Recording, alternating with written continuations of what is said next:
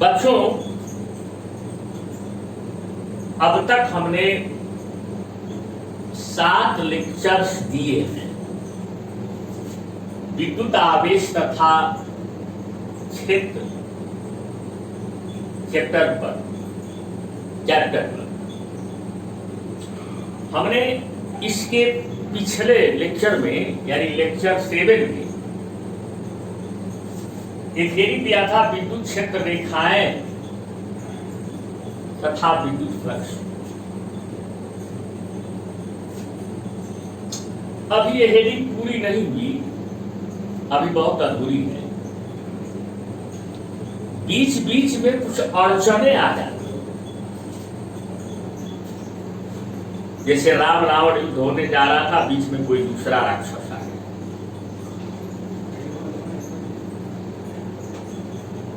आज ये जो लेक्चर 8 है, इसमें हमारे शब्दों के बीच थोड़ा गैप होगा, क्योंकि बहुत सीरियस लेक्चर है। इसलिए बहुत ध्यान से सुनिएगा, दिमाग सैनिटाइज कर लीजिएगा तो मजा आए। हम इसी हेडिंग के अंतर्गत कुछ चीजें जो जरूरी है, उनमें से एक जरूरी बात पर विचार करते हैं, और वो जरूरी बात है घन कोण।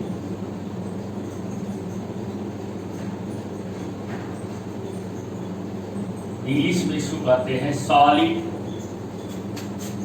एंगल। ये बताओ कि एक गोला है, गोला स्फीयर, तो इसका जो ये जो पृष्ठ क्षेत्रफल है, अगर इस गोले की त्रिज्या कैपिटल R है, तो पृष्ठ क्षेत्रफल, तो यहां लिखते हैं पृष्ठ क्षेत्रफल गोले का क्या होगा? 4 पाई r। क्या होगा? 4 पाई r। यानी गोले का पृष्ठ क्षेत्रफल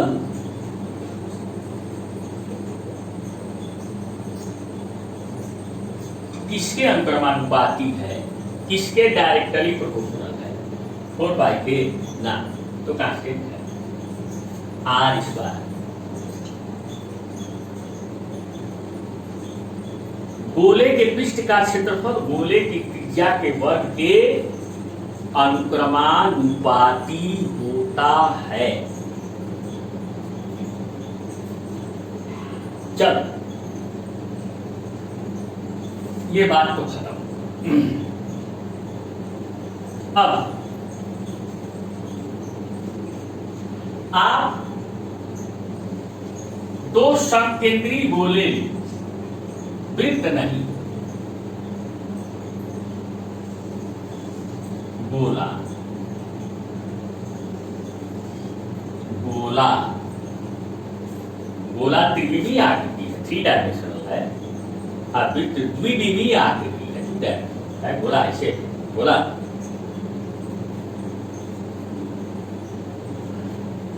अब एक दोनों का केंद्र एक ही है, सेंटर एक ही है, मान लो उसका नाम है। इस गोले पर एक पृष्ठ का क्षेत्रफल ले,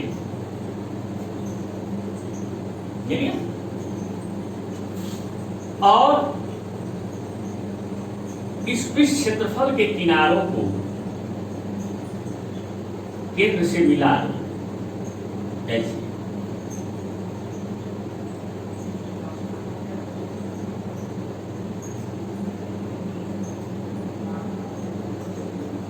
मिला जी। उसके बाद इसको ये जो किनारे हैं, जिन किनारों को आपने केंद्र से मिलाया है, जो रेखाएं हैं, इनको आगे बढ़ा तो आपको ये इस बड़े वाले गोले के किसी क्षेत्रफल तक, इसी क्षेत्रफल तक जाएंगे, इतने को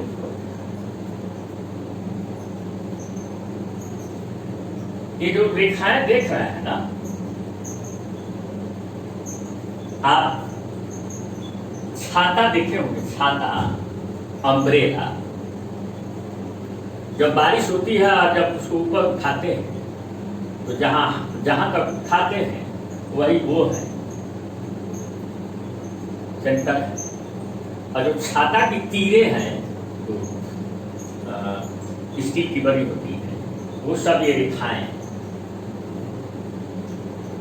ये छाता का वह भाग जो छाता की वो स्टील की पतली पतली तीरों के बीच में है, ये बड़े वाले को लेकर पड़ रहा है और छोटे वाले को।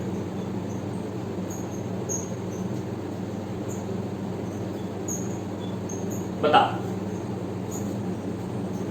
यहां पर जैसे छाता को जब खाते हैं बारिश में तो ऐसे जो उसकी तीरें हैं ऐसे ऐसे हो जाती हैं, तो यहाँ पर कीट की तरह यहाँ पे एक आकृति बनती है ना, इसी को नाम देते हैं घनकोण। शारीरिक NCERT में इसको ऐसे दर्शाते हैं, लेकिन हम इसको ऐसे दर्शाएंगे, ओमेगा, ओमेगा से दर्शाएंगे। हमको इससे ज्यादा अच्छा यही लगता है, आपका जिससे मन करेगा वैसे दर्शाइएगा। अब ये देखो, ये पृष्ठ क्षेत्रफल कम है और ये पृष्ठ क्षेत्रफल ज्यादा है, लेकिन ये त्रिज्या भी ज्यादा है और ये त्रिज्या भी कम है। यानी जब त्रिज्या का कम है तो पृष्ठ क्षेत्रफल इसके बीच में घिरा हुआ ये भी कम है, और जब त्रिज्या अधिक है तो पृष्ठ क्षेत्रफल भी अधिक है। तो अगर पृष्ठ क्षेत्रफल को हम A से दर्शाएं तो पृष्ठ क्षेत्रफल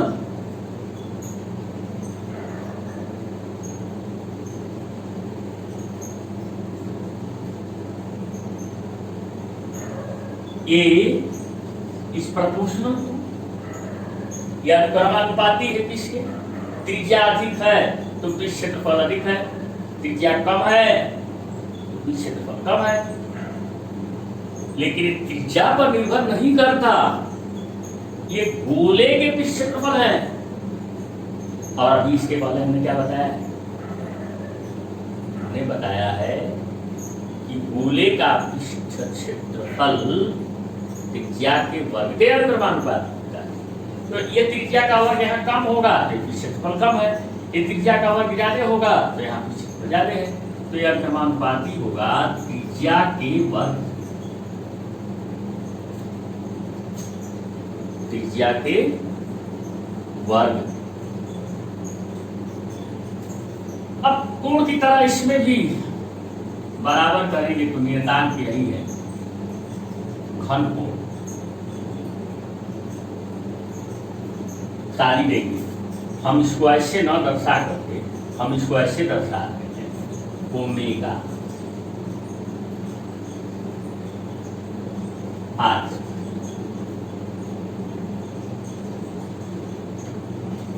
तो ओमेगा बराबर क्या हो जाएगा? A बटा आर।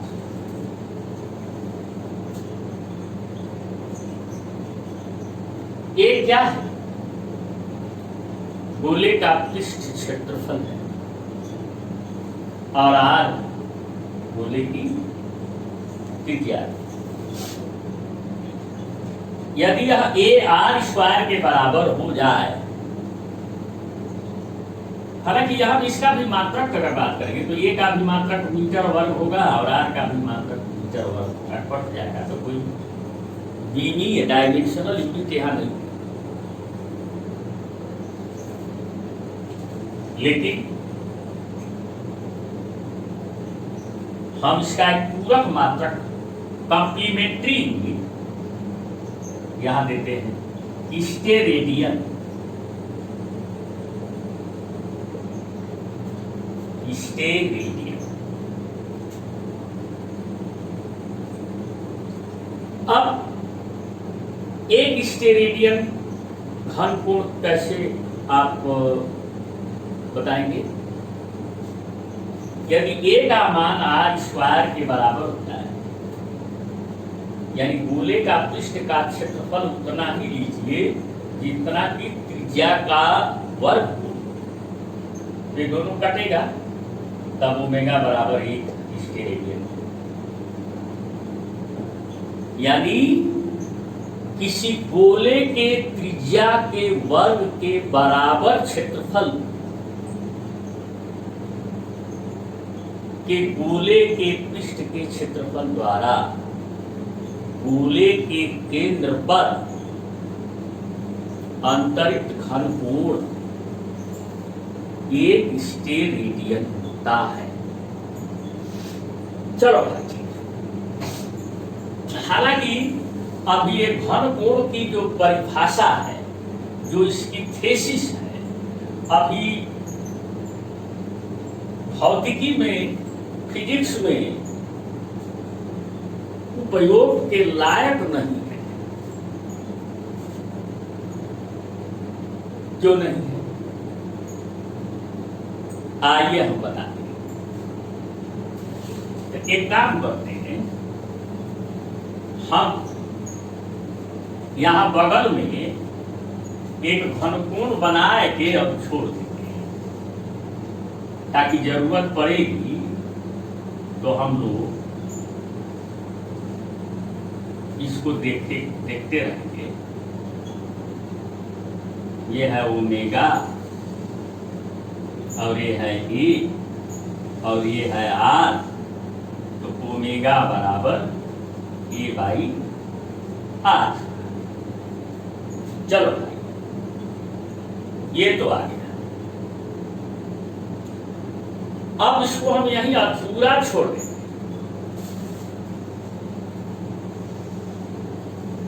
काहे छोड़ देते हैं? जब पूरा सुनेंगे ना तो आपको अपने से समझ में आ जाएगा। अब हम बताते हैं आपको क्षेत्रफल सदिश।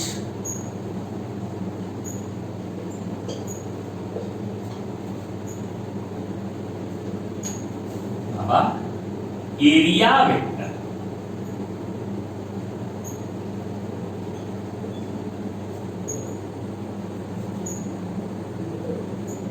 अब तक तो आप यही सुनते थे कि क्षेत्रफल, एरिया जो है ये अदिश राशि है, इसकी कोई दिशा नहीं।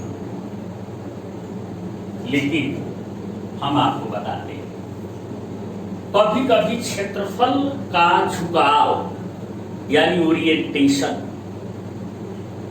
कुछ विशेष परिस्थितियों में बड़ा महत्व रखता है,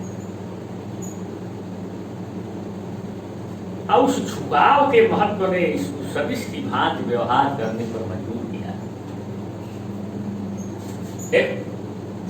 ये मान लो एक क्षेत्रफल है, ये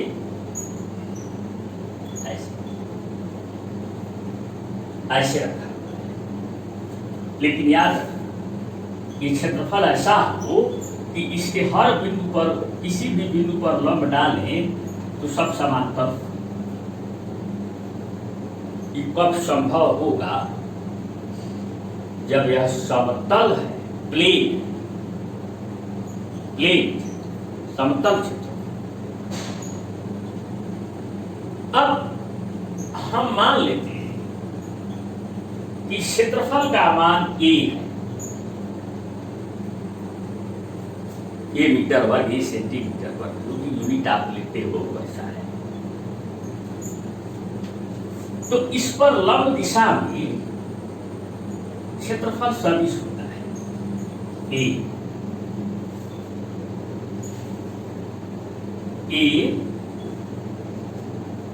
क्षेत्रफल सदिश बराबर, अब यहाँ इसका परिमाण यानी इसका मान कितना होता है, इस समतल क्षेत्रफल के बराबर होता है ए। इसकी दिशा तो एकांक सदिश यानी यूनिट वेक्टर से हम दिशा दिखाते हैं। तो यही जो इस पर लंब दिशा है, इसी दिशा में अगर एकांक सदिश यानी यूनिट वेक्टर m का मान लें तो हम यहाँ पर इसकी दिशा दिखाते। तो ये m का ये दिशा है क्षेत्रफल सदिश, और ये इसका मैग्नीट्यूड यानी परिमाण यानी मान है जो क्षेत्रफल के मान के बराबर है। इस तरह यह क्षेत्रफल सदिश हो गए। याद रखना, क्षेत्रफल सदिश की दिशा क्षेत्रफल के प्रत्येक बिंदु पर लंब होगी। अब एक शक आ गया, डाउट आ गया। क्या आ गया कि इधर भी लंब हो सकता है, तो हम कहेंगे कि भाई हम क्षेत्रफल सदिश की दिशा इधर कह देंगे तो क्या बुराई है, कोई बुराई नहीं।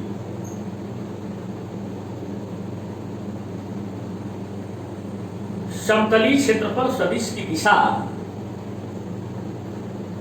विशेष परिस्थितियों में विशेष होती है।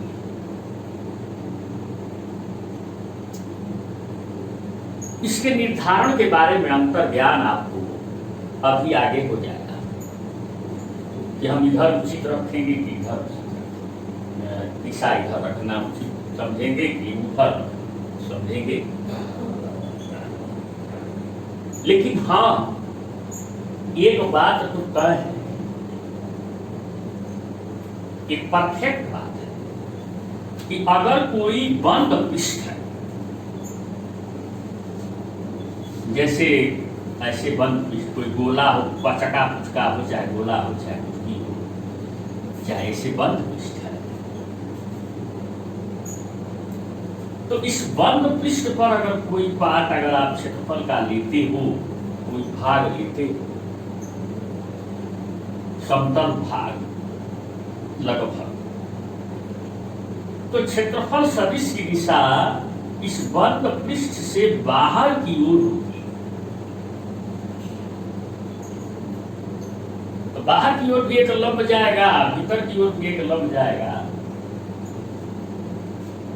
एक परपेंडिकुलर भीतर की ओर जाएगा, लेकिन बाहर की ओर वाले लंब की दिशा में ही होगी क्षेत्रफल सदिश की दिशा। कब? जब यह एक बंद पृष्ठ हो, बंद पृष्ठ, क्लोज्ड सर्फेस। आए अब दो बातें हैं। पहली बात तो यह है कि क्षेत्रफल सदिश सदिश के पैमाने पर, सदिश के कॉन्सेप्ट पर, वेक्टर के कॉन्सेप्ट पर सेट होता है कि नहीं।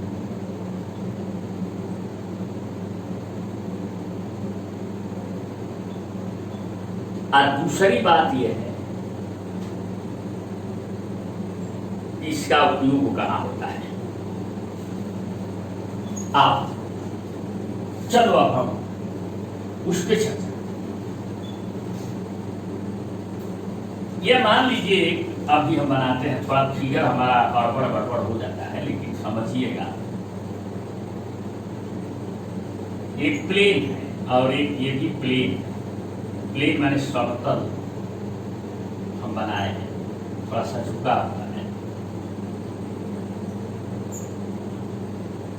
झुका का मतलब ऐसे थोड़ा बेंड है।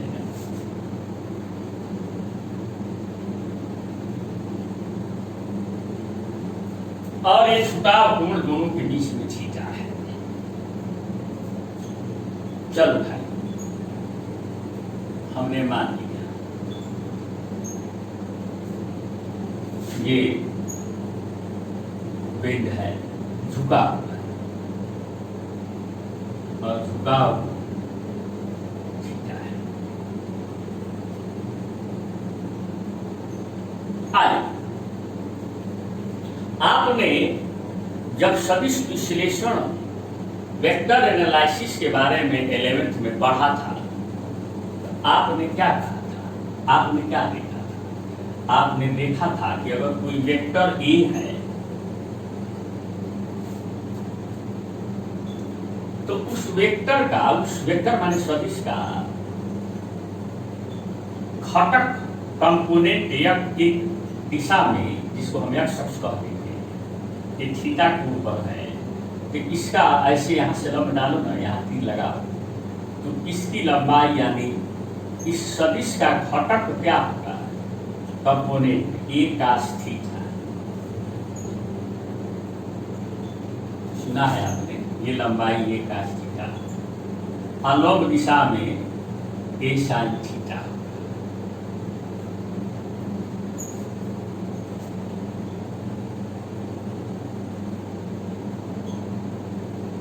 हम थोड़ा से फिगर बनाने में दिक्कत हो रही है, थोड़ा इसको साफ सुथरा बना देते, दिक्कत हमें भी कम होगी, ऐसा न हो कि साफ सुथरा बनाने में और होता है।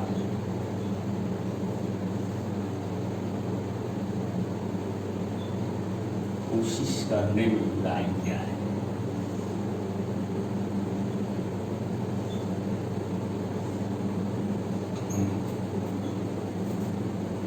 अब कुछ ठीक देखो, ये भी समतल है, ये भी समतल है। चल देखो, ये अगर हम इसके किनारे को एक वेक्टर मान लें, लाइन, यहां लंब डाल दें इसमें, तो पूरा तल जो है, ये पूरा प्लेन इससे झुका हुआ है थीटा कोण पर, तो इसमें से कोई भी लाइन थीटा कोण पे झुकी होगी, तो ये लाइन की लंबाई क्या?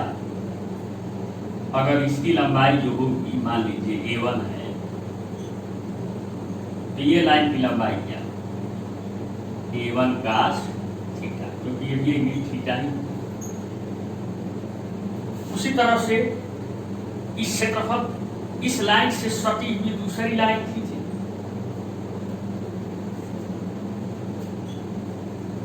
इस लाइन की लंबाई A2 है, इसको भी वेक्टर मान लें, और इस यहाँ से ऐसे लंब डाल दें 90 पे, यहाँ पे ऐसे,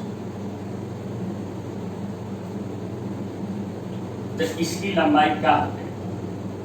इसकी यहाँ से खींचे, यहाँ से, ये यहाँ से,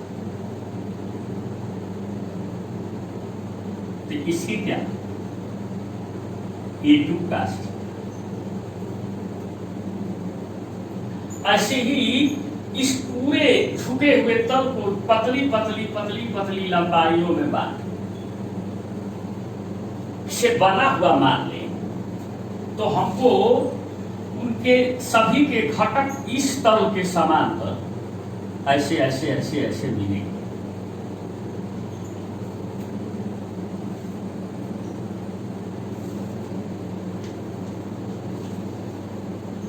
ठीक है? तो अगर हम इस A1 कास थीटा, थीटा तो सबका ये कोणवा होगा, ये एंगल तो सबका थीटा होगा जी, जरा सोचो, अगर हम इस सभी A1 कास थीटा धन A2 कास थीटा धन A3 कास थीटा धन धन धन धन धन धन इन सबको जोड़ दें तो कास थीटा तो कॉमन हो जाएगा, A1 धन A2 धन A3 धन धन धन धन धन, ये जो समा में पतली पतली रेखाएं हैं जिनके क्षेत्रफल मान लेते हैं, इनको रेखा की तरह, हर रेखा का एक एरिया होता है ना, ये टोटल क्या, एक तरीके से देखा जाए अगर इस लाइन को ही हम माने, आई भी पतली पतली लाइन ही माने और एकदम सटी ही है इंटीग्रल फॉर्म में, तो ये टोटल क्या होगा, ये वाला एरिया क्या है, क्योंकि इन्हीं की इसी एरिया में सभी लाइन खींची। तो समझे नहीं तो एक टोटल एरिया क्या, मान लीजिए इसको ए, तो ये हो गया ए,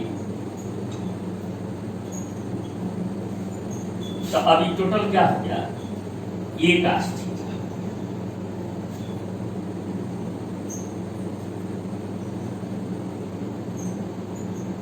ए का थीटा कौन हुआ, क्योंकि इस टोटल एरिया पर का थीटा लगा हुआ है, तो ये पूरा क्षेत्र, ये पूरा एरिया हो गया भाई इस तल के समान ए का थीटा।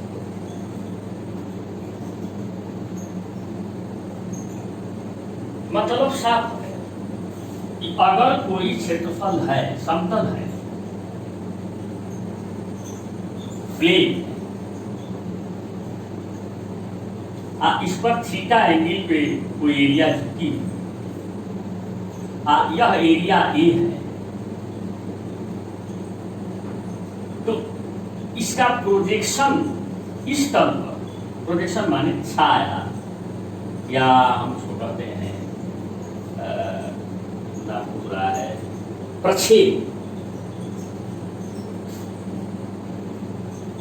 ये प्रक्षेप, छाया, प्रोजेक्शन या एक थीटा। अब एक काम, जबकि इस सरफेस, इस तल में और इस तल के बीच का एंगल थीटा,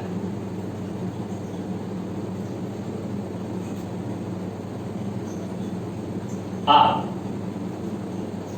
एक बात और बतानी है, क्या बतानी है, जैसे ये क्षेत्रफल है और ये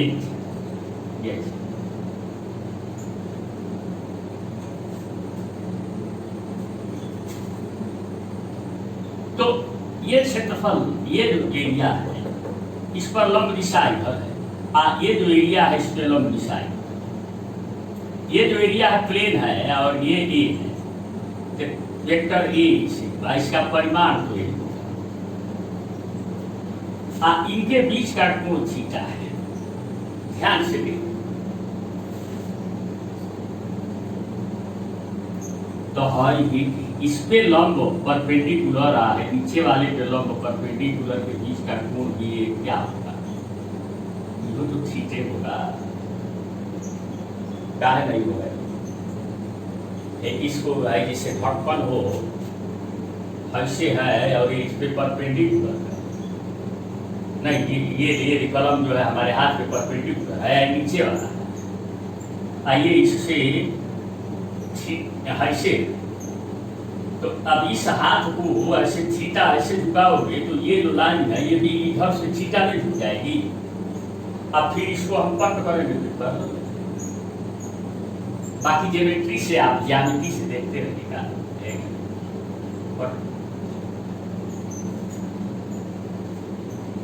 हाई लेनिया ये दोनों लाइनें जो है ऐसे,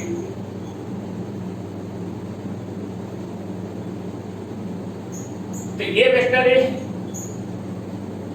क्षेत्रफल सदिश है, उस पे लंब है, इस क्षेत्रफल पर लंब है,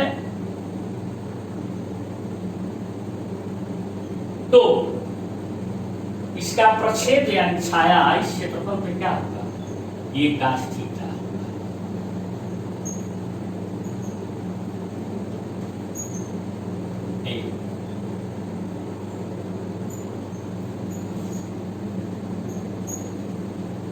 इसकी दिशा किधर होगी, इधर है, इस की प्रोजेक्ट जो छाया है इसका लंब ये भी वेक्टर,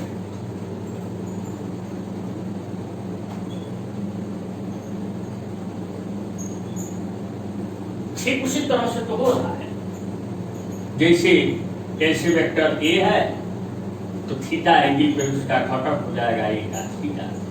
उसी तरह से यह क्षेत्रफल सदिश ए है तो थीटा एंगल पे क्षेत्रफल उसका घटक या प्रक्षेप हो गया ए का थीटा।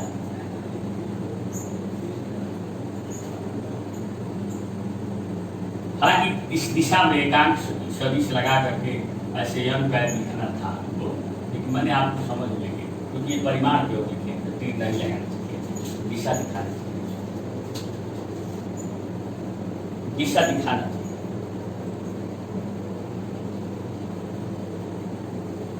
चलो ठीक, लेकिन एक बात एकदम दिमाग में बैठा, जानते हैं क्या? वो ये है कि ये समतल है, ये भी समतल है, प्लेन है, टेढ़ा मेढ़ा नहीं है। टेढ़ा मेढ़ा होगा तो इसके हर बिंदु पर लंब अलग अलग होगा। अब आओ यहां पे आओ कि गोले का बड़ा सा क्षेत्रफल है, पृष्ठ का बड़ा सा एरिया है, घनकोण के हिसाब से तो ये ठीक है भाई,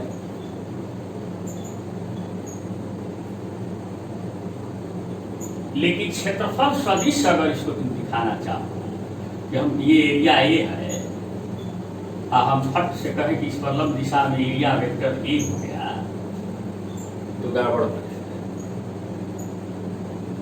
क्यों? क्यों है? क्योंकि ये बहुत बड़ा एरिया है, अब गोले के पृष्ठ पर है तो इसका एक छोटा भाग लेंगे तो ये लगभग समतल है तो इस पर लंब इधर हो जाएगा, इधर यहाँ लेंगे तो इस पर लंब इधर हो जाएगा, यहाँ लेंगे तो इधर, तो अलग अलग इधर हो जाएगा।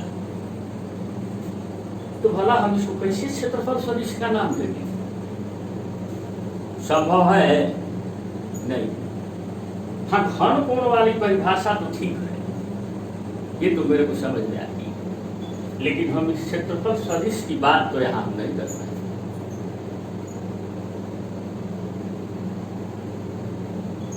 अब कहोगे कि एक और झमेला आ गया, भौतिकी और गणित यानी फिजिक्स और मैथमेटिक्स से आसान कोई विषय नहीं, बशर्ते कि समझ में आ जाए तो।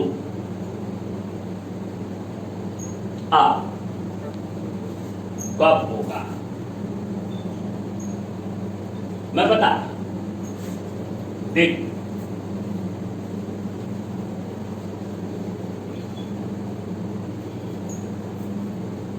एक वृत्त ले लो, सर्किल, इसका सेंटर यहां है, केंद्र यहां, इतना बड़ा चाप है आर। आपसे कोई कहे कि बाबा हम तुमको इतना बड़ा चाप देते हैं, आज इस वृत्त को पूरा कर, पूरा, तो जब पूरा करेगा ना तो उसका सेंटर यही है, उसका केंद्र वही। दूसरा वृत्त नहीं खींचेगा, नहीं खींच पाएंगे। लेकिन अगर हम इसका एक अनंत सूक्ष्म भाग ले लें, इसी चाप का अनंत सूक्ष्म भाग,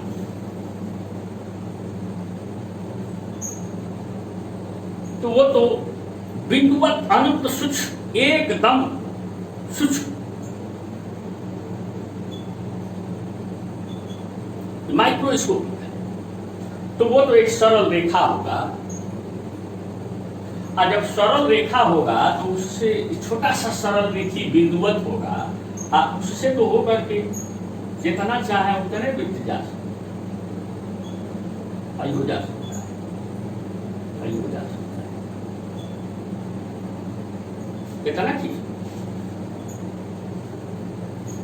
तब उसका सेंटर इसका भी हो सकता है, यहाँ भी हो सकता है, यहाँ भी हो सकता है, माने इसी सीध में इसका सेंटर पर हो सकता है। उसका केंद्र कहीं होता है।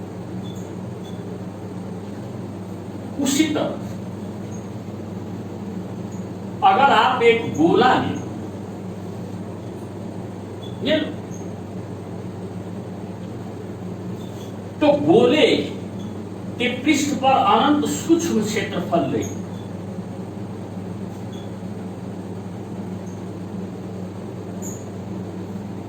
तब उसका सेंटर कोई जरूरी नहीं है कि यही गोले का केंद्र हो, क्योंकि और तमाम गोलों का केंद्र परिपथ होता है। अब तब इसको मिलाओ इसके सेंटर से, जहां आप सेंटर बना रहे हैं, और तब जो यहां पर घनकोण बनेगा उसको डी ओमेगा करें। डी माने अनंत,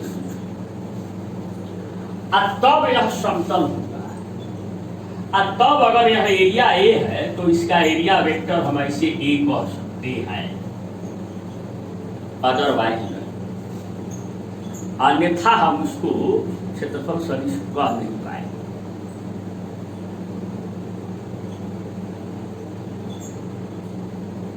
ये बात समझते हैं। अब हमें यह गोला लेना जरूरी नहीं है, कोई आ सकता।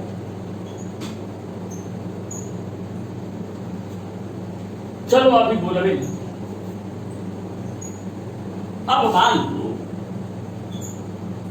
चलो भाई यहां पर हम थोड़ा बड़ा क्षेत्रफल बना रहे हैं, लेकिन भैया इसको आप अनंत सूक्ष्म क्षेत्रफल मान लेना, मन में मान लेना। मन में क्या मान लेना? अनंत सूक्ष्म क्षेत्रफल मान लेना जो समतल है, है गोले के पृष्ठ पर, है गोले के पृष्ठ पर। और एक और इसी से अगल बगल में एक और क्षेत्रफल है, ये है डी ए। यहां एक बिंदु है जो गोले का केंद्र है। हालांकि अभी हमने बताया ना कि इस क्षेत्रफल का केंद्र आप कहीं भी ले सकते हैं, आप मजबूर नहीं है। लेकिन हाँ, इसी सीध में होगा, जो केंद्र है इसी सीध में होगा, यार नहीं, इधर उधर नहीं। अब जरा अब आपसे कोई कह दे कि साहब हमारा घनकोण की परिभाषा क्या है जी? वो तो ये है ना, ये गोला के पृष्ठ पर हो क्षेत्रफल, और तब ना यहाँ पे हम घनकोण कहते हैं ओमेगा, इसको ओमेगा कहते हैं। और ये गोले के पृष्ठ का क्षेत्रफल ए बटा त्रिज्या का होगा।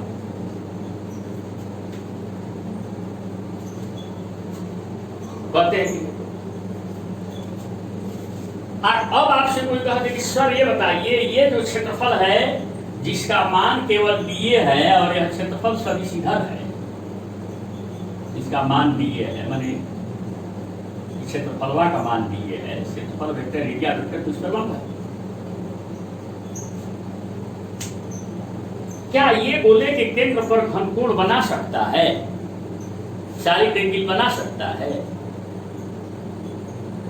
आप कहेंगे कि हाँ बना सकता है। तो क्या इसके किनारों को यहां से मिलाएं, ये प्रक्षेप है, प्रोजेक्शन है। ये तो छाया हुआ ना, प्रोजेक्शन हुआ ना। ये गोले के पृष्ठ पर है, ये भी समतल है तो ये भी समतल है।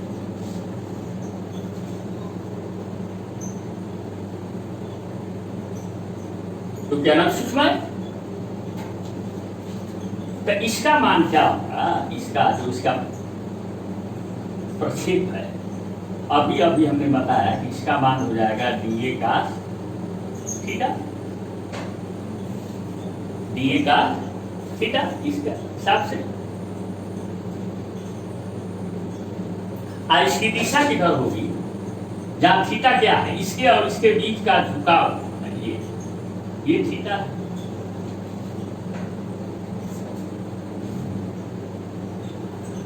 इस क्षेत्रफल सदिश ये दिए का थीटा क्षेत्रफल सदिश की दिशा किधर होगी?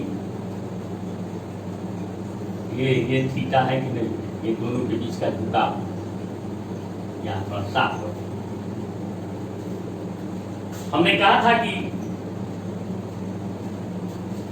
क्षेत्रफल सदिश की दिशा, अगर क्षेत्रफल समतल है तो उस समतल क्षेत्रफल के लंबवत तो इस पर लंब होगा।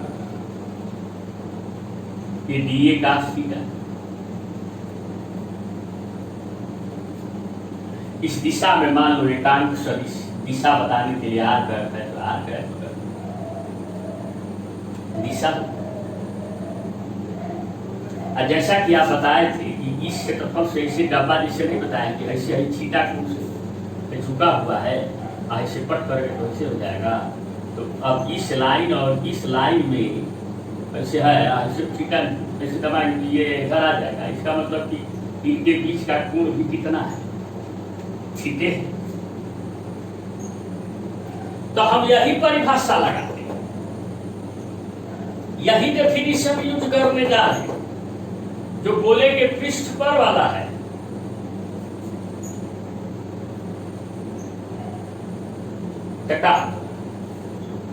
यहां पर जो घनकोण ये गोले के पृष्ठ पर वाला क्षेत्रफल बनाएगा, ये घनकोण होगा डी ओमेगा। क्या होगा? डी ओमेगा माने अनंत सूक्ष्म। कितना होगा? डी ओमेगा बराबर है क्षेत्रफल लेंगे गोले के पृष्ठ पर में चाहिए भाई के हिसाब से क्या होगा? डी का थीटा। अब मान लो यहां से यहां तक की दूरी आर, केंद्र तक की दूरी आर स्क्वायर।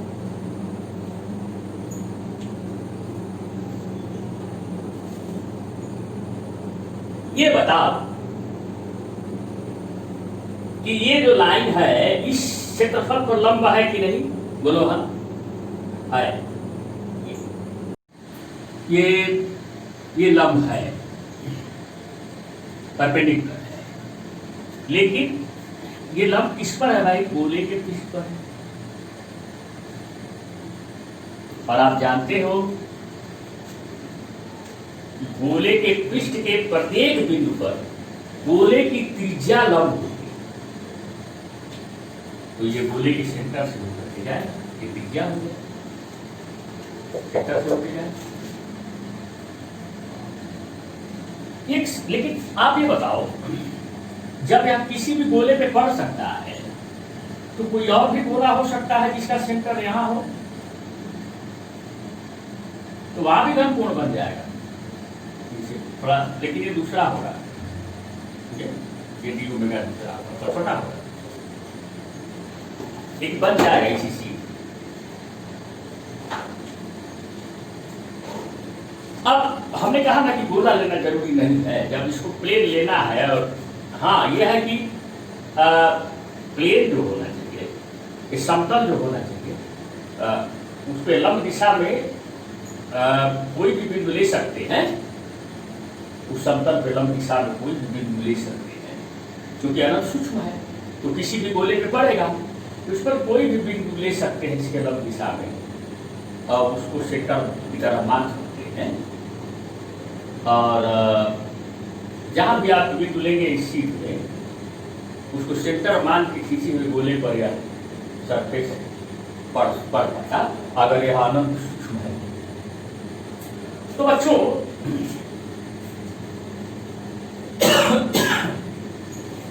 अगर आपसे गोला न भी लिया जाए, आप कोई कह दे कि ये प्लेन है और यहाँ पे बताओ यहाँ पे कि कितना घनकोण बना रहा है, कितना सारी एंगल बना रहा है, तो आप इसके किनारों को वैसे ही छाता की तरह, तीरों की तरह मिला दो और यहां से एक ऐसा सरफेस हो जिस सरफेस को इस बिंदु से मिलाने वाली जो लाइन हो वो उस पर परपेंडिकुलर, ये तो ये गोले का सरफेस होगा, अगर बहुत अनंत सूक्ष्म है तो इनफाइनाइटली स्मॉल है, तो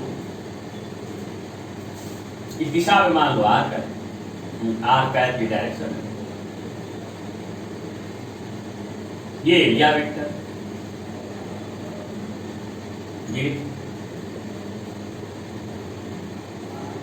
ये एंगल थीटा, इनके बीच में एंगल कितना होगा बेटा, थीटा। बस ये ध्यान रखना कि वो जो पॉइंट है वहां से जो लाइन खींचे ना, कि ये एरिया जो है वो परपेंडिकुलर लंबवत है, लंबवत ये लंबवत, या ना सूक्ष्म की व्यवस्था, ये सूक्ष्म दृष्टि देना, ये डिस्टेंस आपकी आ रहा है। तो यहाँ पे D omega equal to D A cos theta upon R. तो हमें यहाँ गोला बनाने की जरूरत नहीं पड़ रही है। अच्छा ये बताओ, D A dot R cap लेते हो तो क्या होगा, कितना मार डी ए डॉट लेना है, मार आर कैप कॉस, इसका मैग्नीट्यूड, इसका मैग्नीट्यूड, इसका परिमाण, इसका परिमाण, और ये दोनों के बीच के कोण का कोसाइन। तो मार डी ए क्या होगा, इसी का एरिया होगा, ये एरिया डी ए, ये यूनिट वेक्टर है, एकांक सदिश है, तो इसका परिमाण यानी मैग्नीट्यूड क्या होगा, 1 cos थीटा। तो ये जो डी ए cos थीटा है, इसको तुम ऐसे भी तो लिख सकते हो, D A dot R cap upon R, जहाँ आर कैप क्या है, ये इस एरिया पे परपेंडिकुलर लंब है, देखो इससे। तो बच्चों बहुत बहुत बहुत धन्यवाद। अब इसके अगले लेक्चर में हम आपको अब विद्युत फ्लक्स के बारे में बताएंगे और गॉस की प्रमेय के बारे में बताएंगे। बहुत बहुत